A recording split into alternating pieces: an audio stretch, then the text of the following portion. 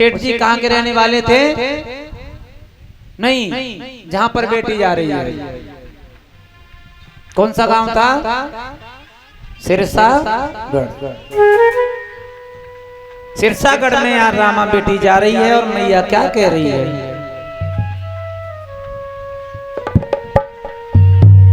अरे पिलक गई करुणासी मैया, मेरी बेटी जाए ससुराल। पिलक गई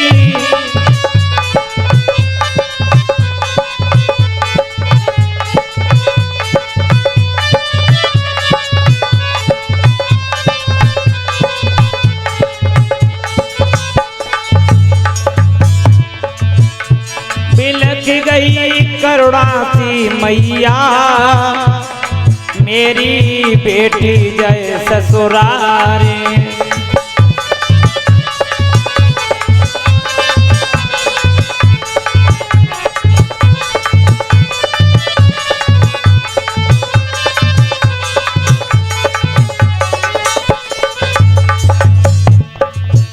अरे कैसे करें कहाँ को जाऊं, अरे कैसे करें कहाँ को जाऊं,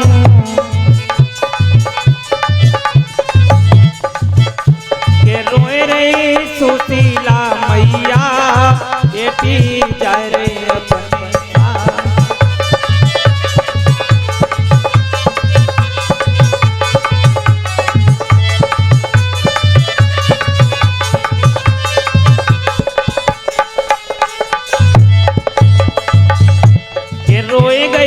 करुणासी मैया, बेटी जा रही है ससुराल। रोए गई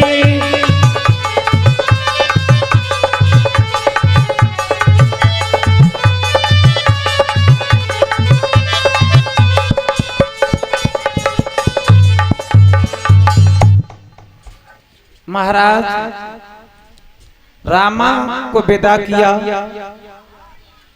और जब रामा अपनी ससुराल पहुंचती है तो सासू को माँ मानती है, ससुर को पिता मानती है, क्योंकि ये माता पिता के संस्कार हैं। और जो माता पिता पुत्र या पुत्री को जैसे संस्कार देंगे वही पुत्र के अंदर पहुंचेंगे संस्कार, वही संस्कार पुत्री के अंदर पहुंचेंगे। जैसे आप कहोगे, जब शिशु बच्चा होता है ना तो कोरे कागज की तरह होता है, जो उस कागज पर लिख दोगे ना तुम वही लिखा रहेगा, लेकिन वो फिर मिटने वाला नहीं है।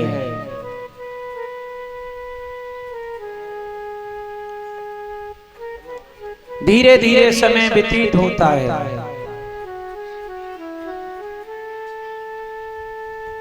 क्या हुआ? इधर जूनागढ़ में जो नरसी की पत्नी है वो भी खत्म हो जाती हैं, और नरसी का जो एक बेटा था जिसका नाम था गोपाल, वो भी खत्म हो जाता है।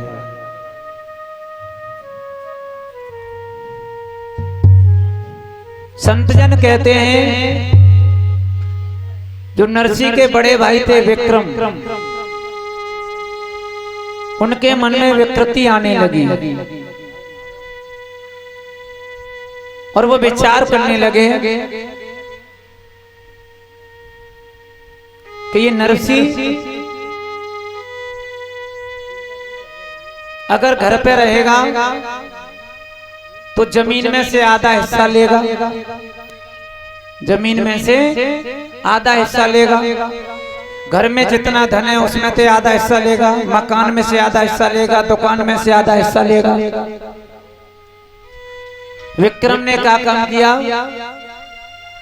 नरसी को ठोकर मार करके घर से बाहर निकाल दिया।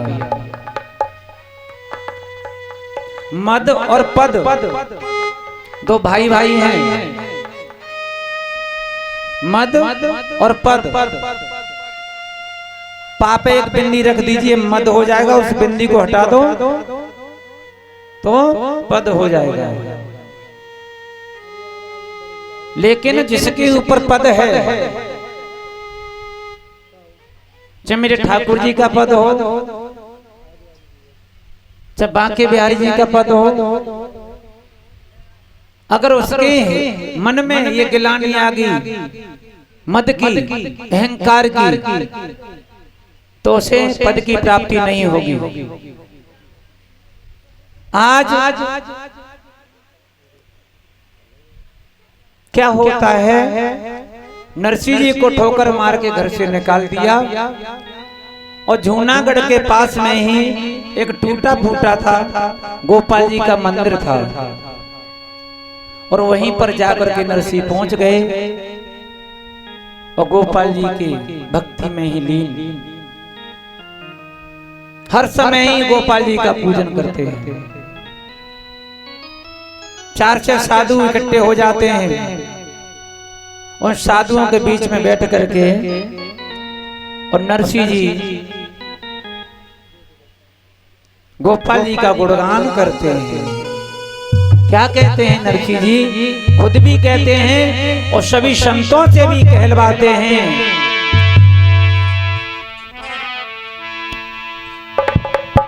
कि गोविंद हरे और गोपाल हरे, जय जय प्रभु दीन दयाल हरे गो।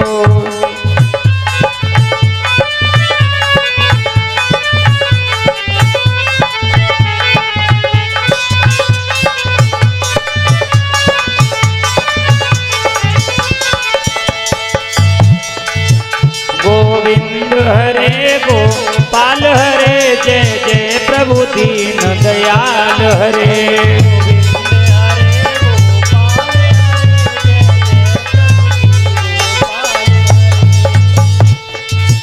ये राधा मेरी जननी है, वो मनमोहन की सजनी है।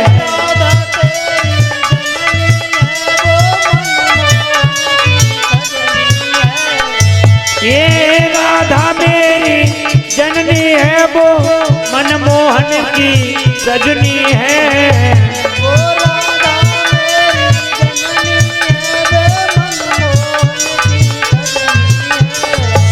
गोविंद हरे गोपाल हरे, जय जय प्रभु दीन दयाल हरे गो।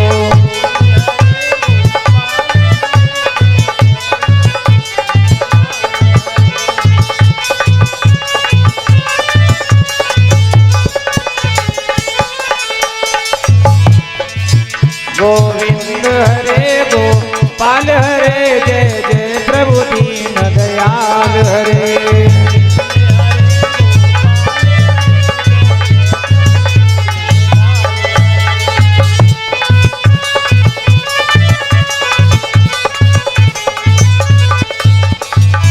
मने हो जा दीवाना रे श्याम जी के चरणों में,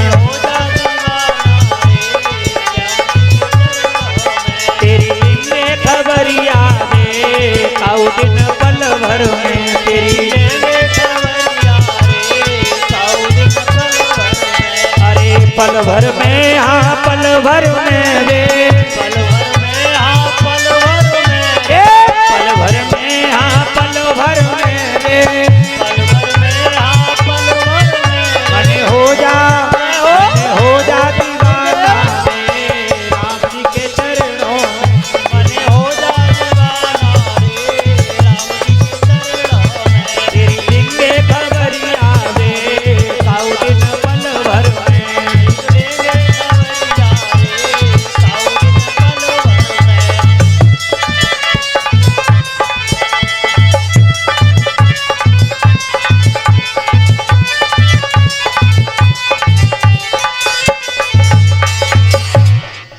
बोलिए ठाकुर जी महाराज की। महाराज धीरे धीरे समय व्यतीत हुआ, नरसिंह जी गोपाल की भक्ति में ही लीन हैं, वृत्त हो जाते हैं। जिस दिन से बेटी रामा अपनी ससुराल गई थी, उस दिन से लौट करके जूनागढ़ को नहीं देखा। मैया की मरने की खबर पहुंची मनसा सेठ के पास में, लेकिन मनसा सेठ ने रामा को नहीं बताया। जो रामा का भाई था उसकी भी मरने की खबर पहुंची मनसा सेठ के पास में, लेकिन मनसा सेठ ने उसके भी बारे में कुछ भी नहीं बताया। समय उपरांत रामा के गर्भ से कन्या जन्म लेती है और सभी लोग अति प्रसन्न हैं। महाराज क्या हुआ?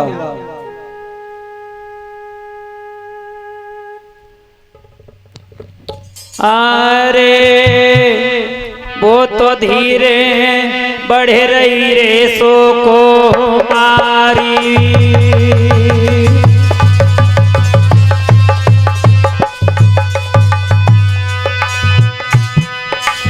अरे वो तो धीरे बढ़े रही है सो को मारी, और मन में सोच रहे अवतारी।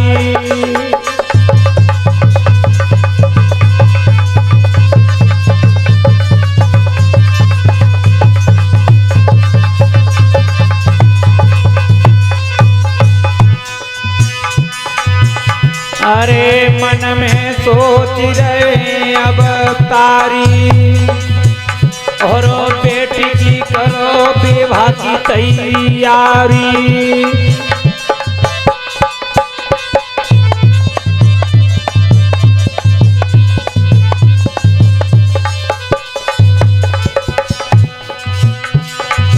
मनसा सेठ में देखा कि रामा की बेटी विवाह योग्य होने के लिए जा रही है, तो बेटी की शादी भी करनी चाहिए। अरे विवाह वेदी की करो तैयारी। अरे तुम बरो देखो रे तपधारी।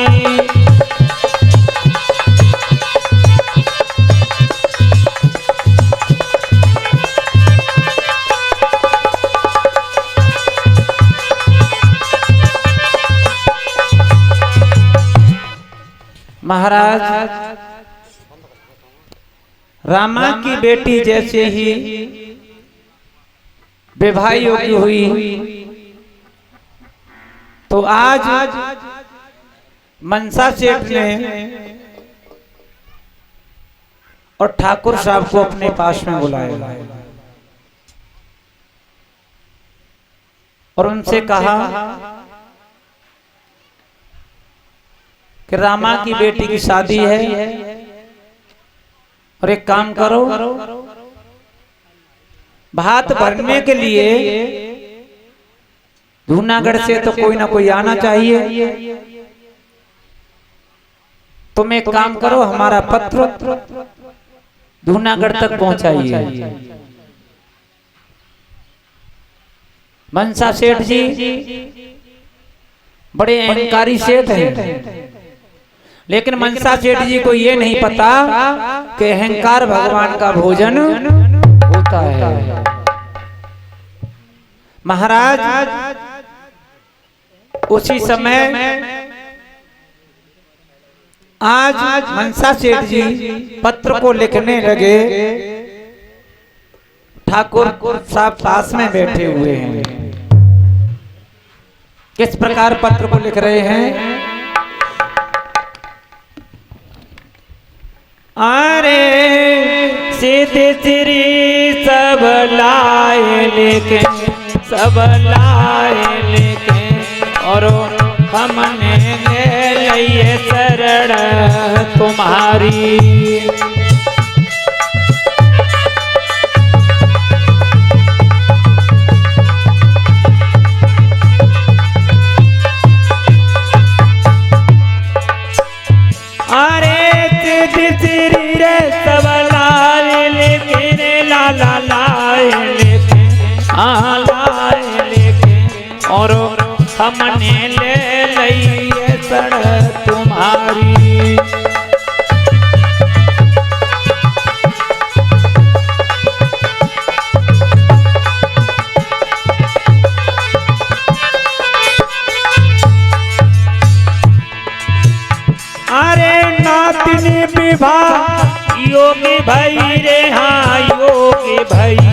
अरे योगी भाई और नरसी करो भात की तैयारी।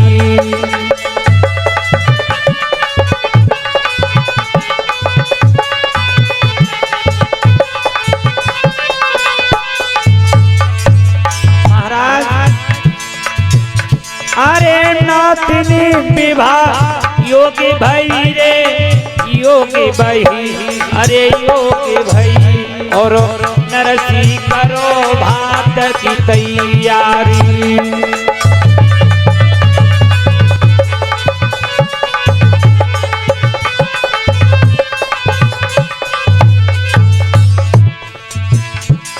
महाराज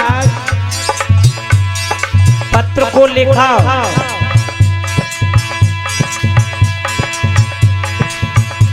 ऐसा पत्र लिखा गया कि जीवन में हम और आप सोच भी नहीं पाएंगे।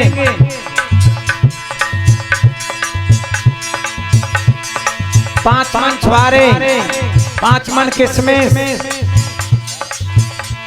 पूरे गांव के लिए वस्त्र, कपड़ा, बर्तन, और रामा खड़ी है, सोच रही है और अपने पति को इशारा देती है। क्या कहती है? अरे पत को तुम तो रोको पिया, अरे रोको पिया, हाँ रोको पिया, मेरे पिता कहाँ पे कचोटे नहावी।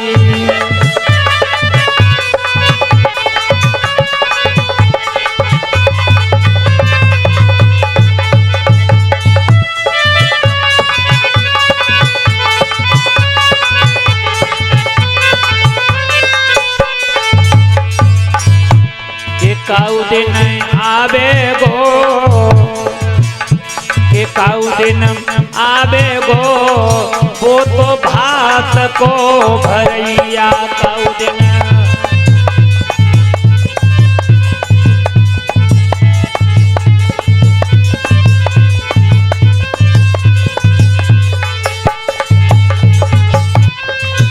अरे भात को भरैया, अरे भात को भरैया, के काऊ दिन आवे गो, के काऊ दिन आवे गो, वो तो भात को भरैया काऊ दिन।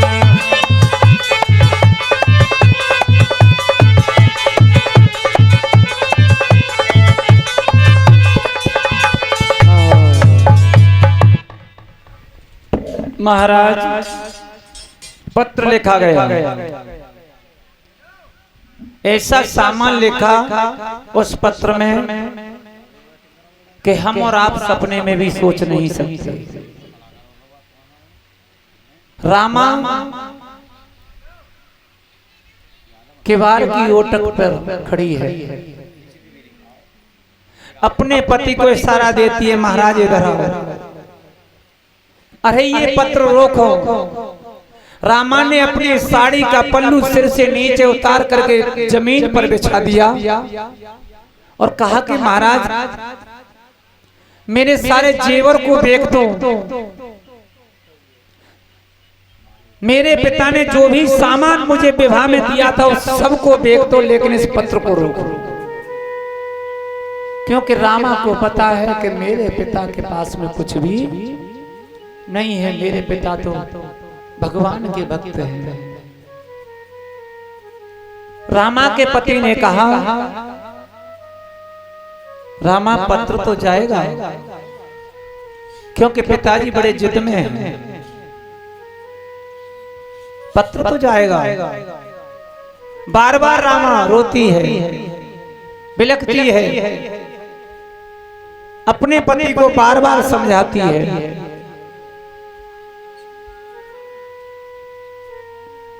लेकिन रामा का पति इसी बात को कहता है कि रामा पत्र तो जाएगा। महाराज ठाकुर साहब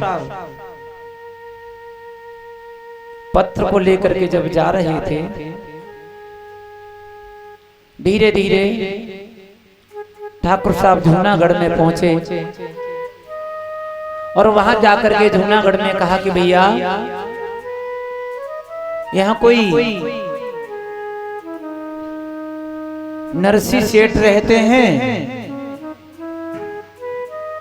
तो सभी ने मना कर दिया कि यहाँ कोई नरसी सेठ नहीं रहते। ठाकुर साहब विचार करने लगे कि हमारे यजमान ने तो ये कहा था कि नरसी जी सेठ हैं और जूनागढ़ में रहते हैं और यहाँ के व्यक्ति सब मना कर रहे हैं। उसी समय एक व्यक्ति आया और आकर के कहने लगा, भैया कहां से आए हो आप? तो ठाकुर साहब ने कहा कि हम सिरसागढ़ से आए हैं। क्या काम है? काम क्या है? यहाँ के कोई नरसी सेठ थे, उनकी बेटी है सिरसागढ़ में जिनका नाम है रामा। उन्हीं की बेटी विवाह योग्य हैं और विवाह की तैयारियां हो रही हैं। तो हम ये पत्र लेकर के आए थे। तो उसी समय उस व्यक्ति ने कहा कि देखो वो मंदिर है ना, टूटा फूटा मंदिर जो आपको देख रहे हैं, सफेद सफेद दाढ़ी है, सफेद सफेद बाल हैं, वही नरसी है। ठाकुर साहब बोले, मुझे महात्मा नरसी से नहीं मिलना, मुझे तो सेठ जी से मिलना है, तो सेठ नरसी हैं। तो उस व्यक्ति ने कहा कि भैया वो पहले सेठ ही थे, लेकिन अब वो भगवान की भक्ति में ही लीन रहते हैं। आज उस व्यक्ति की बात सुन करके महाराज ठाकुर साहब पहुंचे और जाकर के ठाकुर साहब ने उस पत्र को निकाल करके दिया, खिलाया। उसी समय भगवान द्वारकाधीश कृष्ण कहने लगे, भैया और किसी भी बात की परेशानी हो तो बता दो, भोजन कैसा लगा? तो ठाकुर साहब कहने लगे, बहुत अच्छा लगा। लो अब हमने भोजन पा लिया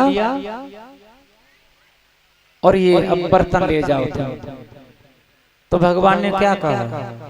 नहीं, हमारे सेठ जी का यह कहना है कि अगर कोई व्यक्ति अगर एक बार जिन बर्तनों में भोजन कर ले उन्हें उन्हीं को दे देना और वही अपने घर ले जाए। और हमारे यहाँ की रीति है महाराज, हमारे यहाँ की रीति ये है कि अगर एक बार व्यक्ति जिस बर्तन में भोजन कर लेना, उन बर्तनों को वही व्यक्ति ले जाते हैं। कंचनों से मड़े हुए थाल को देख करके ठाकुर साहब बोले, वाह आनंद आ गया, आनंद आ गया। ऐसे बर्तन तो पूरे जीवन में हमें कभी नहीं मिले। उसी समय द्वारकाधीश कृष्ण ने क्या काम किया? एक पस मोहर उठाई, मोहरें, और ठाकुर साहब से कहा अपनी जोत करो, क्योंकि भोजन खिलाने के बाद दक्षिणा भी देनी चाहिए। तो आज एक पस मोहरें उठा करके द्वारकाधीश कृष्ण ने और ठाकुर साहब की जोत को भर दिया। इधर क्या काम होता है? भोजन खिला करके द्वारकाधीश द्वारका के लिए चले जाते हैं। उसके बाद जाकर के द्वारकाधीश कृष्ण भोजन करते हैं। लो हमारे यहाँ की रीति ये है कि जो व्यक्ति जिस बर्तनों में भोजन करते हैं ना, उन्हें हम वापस नहीं लेते, हम उन्हें ही दे देते हैं। अब महाराज ठाकुर साहब चकाचक होकर के सो रहे थे चादर ओढ़ करके।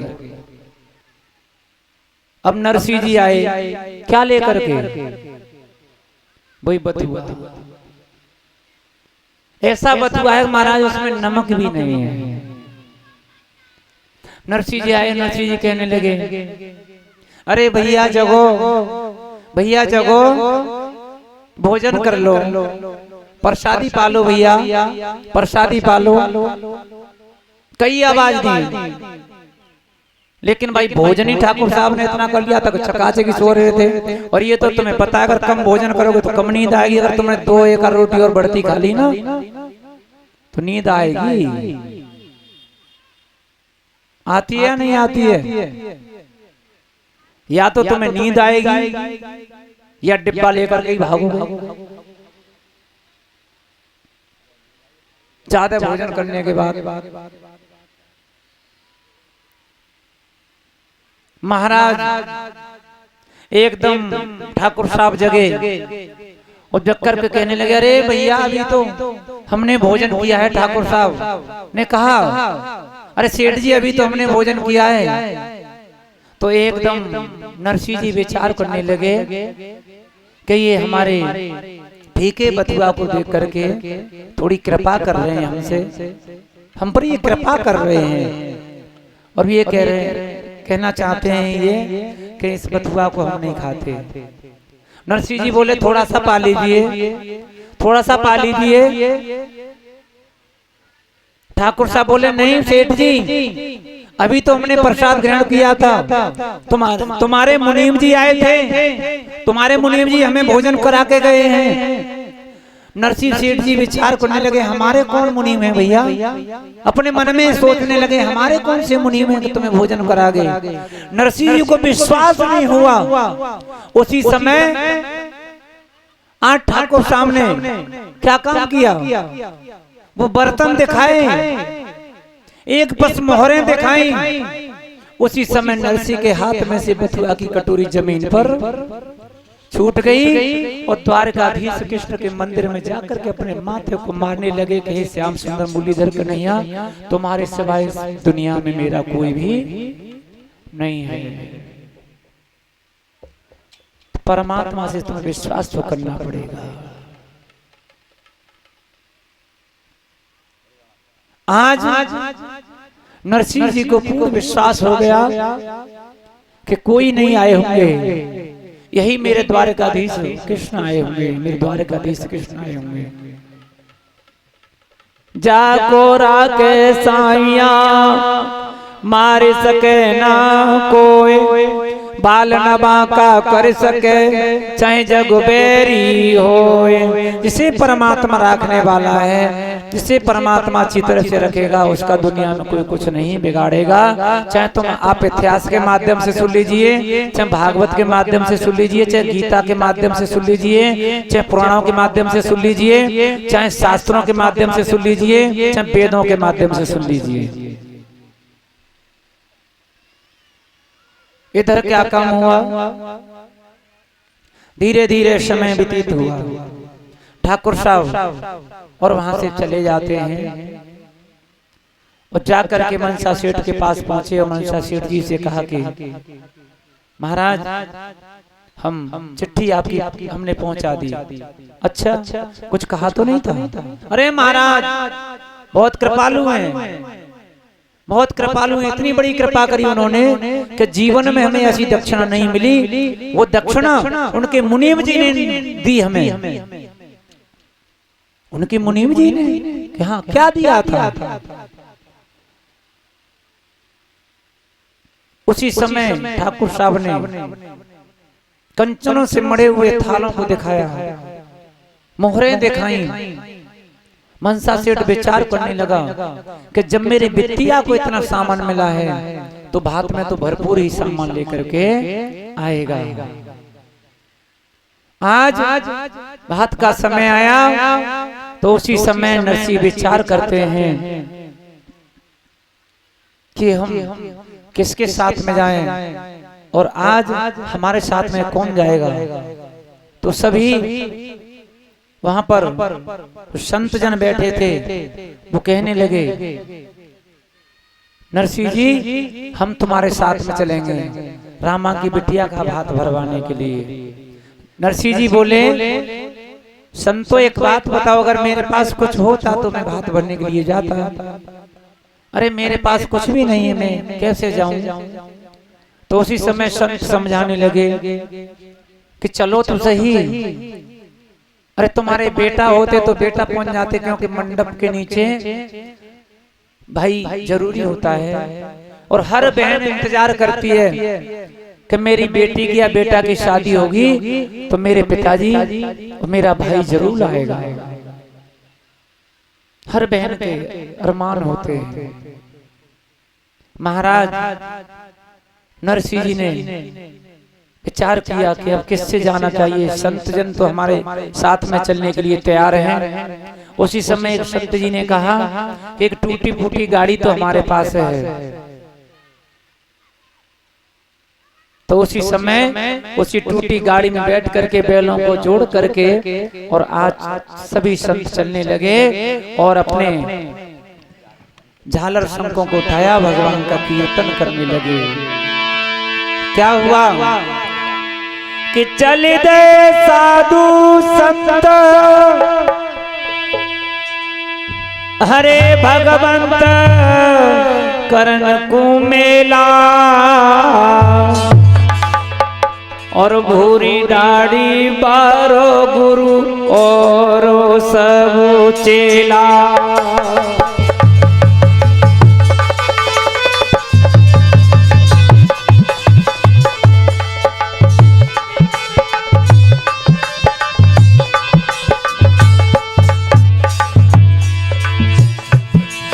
अरे चल दे साधु संत देख कौंत करण घूमेला, करण घूमेला, करण घूमेला, और घोड़ी गाड़ी बारो गुरु और सब चेला।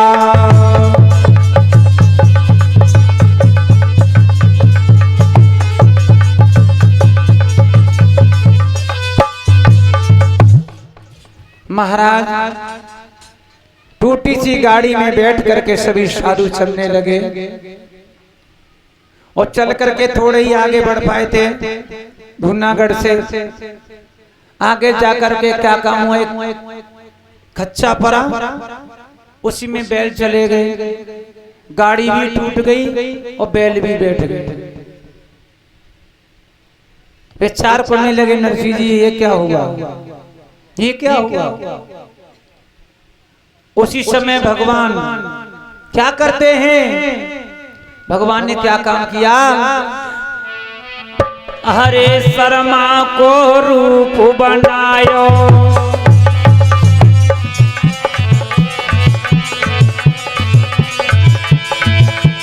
हरे शर्मा को रूप बनायो, और तब प्रभु ने आरे को उठायो।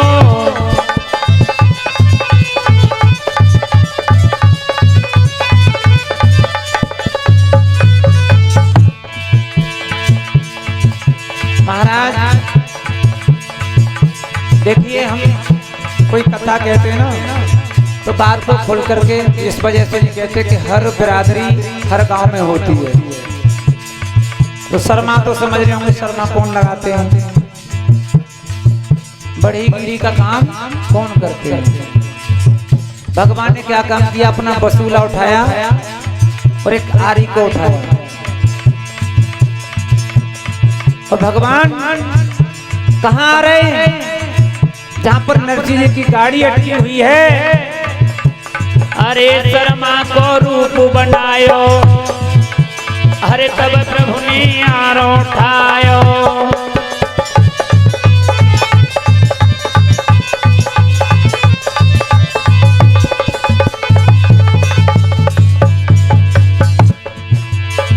महाराज क्या हुआ, अरे आगे की राह निहारी, और तबई चलती में गिरधारी।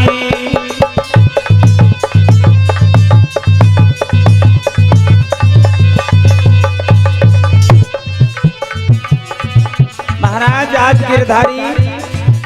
शर्मा का रूप बना करके और नरसिंह जी के पास में आए और नरसिंह जी को देखा, लेकिन नरसिंह पर पहचान नहीं हुई, पहचान नहीं हुई। तब भगवान क्या बोले, अरे कैसे टूट गई रे जी गाड़ी और मोकू साधु दियो बताए। और धीरे धीरे नरसिंह बोले, शर्मा बात रे बिसर न जाए।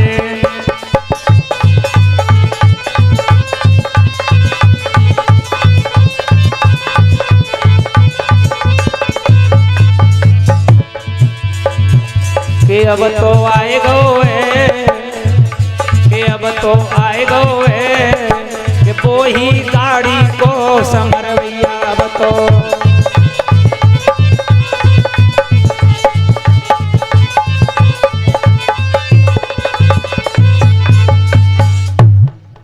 महाराज श्री सुखदेव संतजन कहते हैं कि शर्मा जी का स्वरूप धारण किया, बसूला हाथ में लिया, आरी को हाथ में लिया, भगवान आ गए और आकर के भगवान बोले, अरे संत जी कहाँ जा रहे थे और ये गाड़ी कैसे टूट गई, ये गाड़ी कैसे टूट गई। उसी समय नरसिंह जी बोले, अरे भैया क्या बताएं, हम सिरसागर जा रहे थे। क्यों जा रहे थे? नरसिंह जी बोले कि हमारी बेटी है रामा, उसकी बेटी का भात भरने के लिए जा रहे थे, लेकिन भैया हमारे पास यही गाड़ी थी, वो भी गाड़ी टूट गई, अब हम कैसे जाएं। तो भगवान ने क्या काम किया, भगवान ने क्या काम किया, अपनी बसूली को उठाया, थोड़ी कुट कुट कुट कुट करी और गाड़ी को ठीक कर दिया। अब बैल नहीं उठ रहे हैं। भगवान बोले नरसिंह जी से, अरे संत जी एक काम करो, इन बैलों को तो उठा लो, चलो गाड़ी तो हमने ठीक कर दी, लेकिन बैलों को तो उठाओ।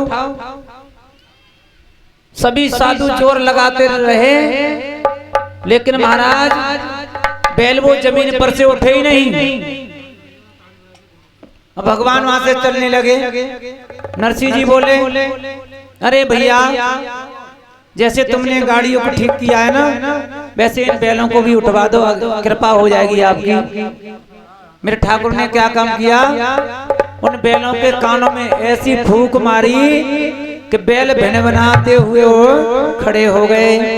बोलिए ठाकुर जी महाराज की। तो एकदम नरसिंह जी बोले, लाला तू तो बहुत गुनों लगे है, तू तो बहुत गुनों है। एकदम भगवान बोले, नहीं नहीं ऐसी कोई बात नहीं है, ये हमारा जो काम था वो आपका काम कर दिया। नरसिंह जी बोले, लाला एक बात बताओ। भगवान बोले, बताइए। कि तो लाला जब तुम गाड़ी को संभालना जानते हो तो गाड़ी को हाँकना भी जानते होगे, गाड़ी को संभालना जानते हो तो गाड़ी को हाँकना भी जानते होगे। उसी समय भगवान अपनी चांद खुजाने लगे। जब चांद खुजाने लगे, चांद खुजाते खुजाते एकदम भगवान द्वारकाधीश कृष्ण को याद आ गया। क्या याद आया? नरसिंह जी से बोले कि हाँ चला तो लेते हैं। कुछ समय पहले हमने एक राजा के लड़के का रथ चलाया था। किसका रथ? अर्जुन का। लेकिन भगवान ने इस बात को नहीं कहा, लेकिन ये कह दिया कि राजा के लड़के का रथ चलाया था हमने। कि तो लाला एक काम करो, हमारी गाड़ी को भी चला दो। तो आज भगवान गाड़ी चलाने के लिए बैठ गए।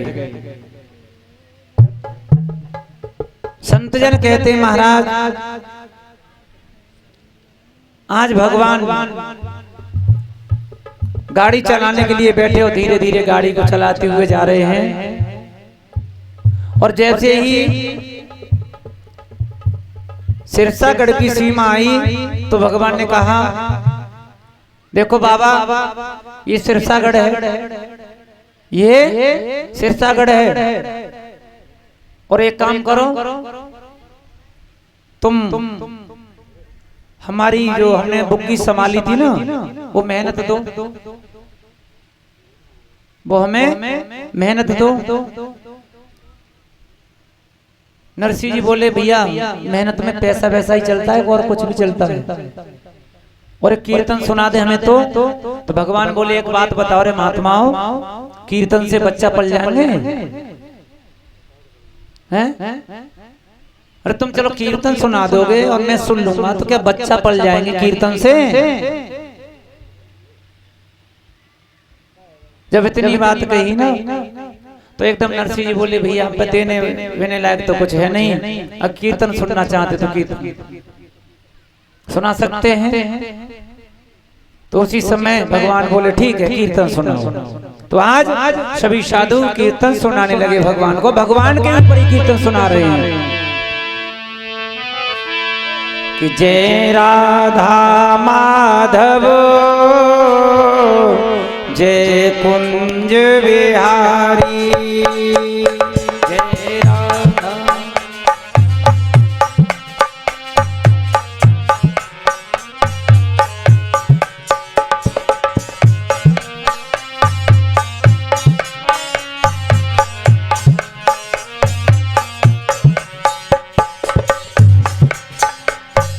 जय राधा माधव जय जय कुंज बिहारी, जय राधा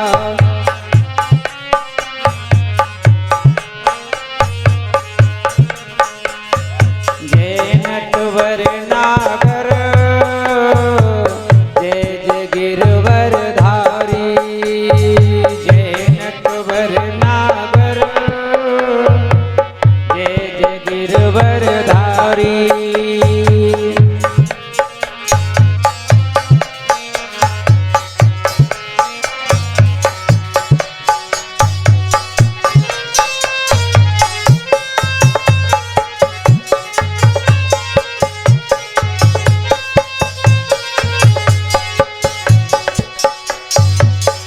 देखिए भगवान के ही बारे में नरसिंह जी भगवान को ही कीर्तन श्रवण करा रहे हैं।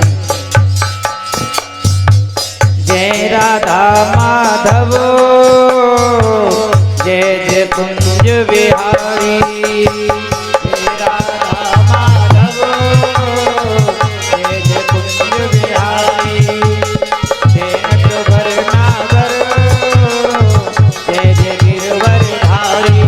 बोलो जय नटवर नागर जय जय गिरवर धारी, जय राधा माधव जय जय कुंज बिहारी, जय राधा माधव जय जय कुंज बिहारी। ओए जय राधा माधव जय जय कुंज बिहारी। बोलो जय राधा माधव जय जय कुंज बिहारी। ओए जय नटवर नागर जय जय गिरवर धारी, जय नटवर माधव जय जय कुंज बिहारी, जय राधा माधव जय जय कुंज बिहारी, जय राधा माधव जय जय कुंज बिहारी। ओए जय नटवर नागर जय जय गिरवर धारी। बोलो जय नटवर जय जय गिरवर धारी।